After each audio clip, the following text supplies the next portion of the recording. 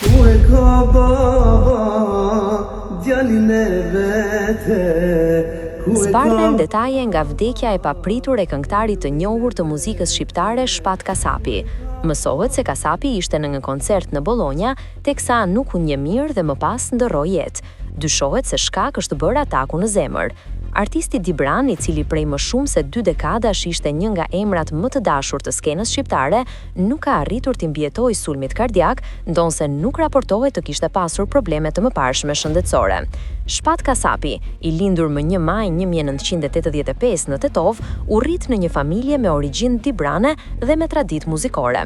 Që në fillimet e viteve 2000, ai u bë pjesë e skenës muzikore shqiptare, duke fituar popularitet të madh me stilin e tij modern dhe performancat energjike.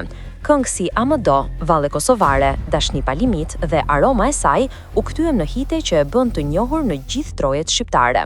Gjatë karrierës së tij, Kasapi mori pjesë në festivale të rëndësishme dhe realizoi bashkëpunime që lanë gjurmë te publikun. Ai vazhdoi të ishte aktiv dhe i pranishëm në muzikë, duke ruajtur popularitetin edhe vitet e fundit.